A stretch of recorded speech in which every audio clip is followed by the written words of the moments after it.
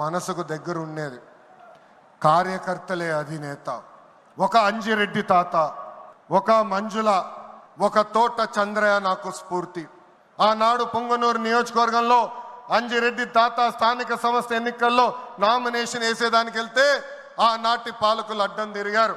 తొడగొట్టి మీసాలు మిలేసి రండి నేను నామినేషన్ వేసి చూపిస్తానని చెప్పారు మన అంజిరెడ్డి తాత. బూత్లో రిగ్గింగ్ జరుగుతుందని బూత్కి వెళ్ళి కూర్చుంది మంజుల. ఏకంగా మంజుల గారు ఉంటే బూత్ రిగ్గింగ్ జరగదని ఆమె పైన దాడి చేశారు. రక్తం గారుతున్నా భయపడలేదు. చివరి ఓటు పడే వరకు ఈవీఎం బాక్స్ కి తాళం వేసే వరకు ఆ బూత్ లో నిలబడింది మన అక్క మంజుల. చంద్రయ్య గారి గురించి ఎంత చెప్పినా తక్కువే.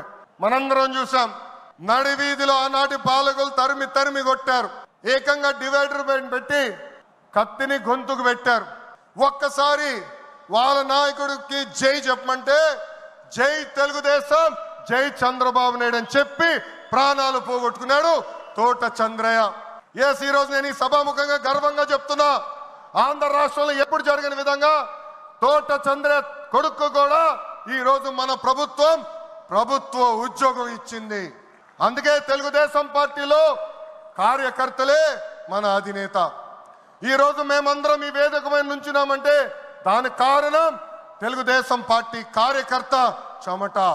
ఆనాడు చంద్రబాబు గారు ఒక్క పిలిపిస్తే బాబు షూరిటీ భవిష్యత్ గ్యారంటీ చేశారు. నేను ఆనాడు నియోజకవర్గానికి వచ్చి మాట్లాడా, శంఖారావం చేయాలి, ప్రతి గడప తొక్కాలంటే మీరందరూ తొక్కారు. అందుకే కార్యకర్తలందరూ చెప్తున్నా, నాయకుల చుట్టూ తిరుగుతాం కాదు,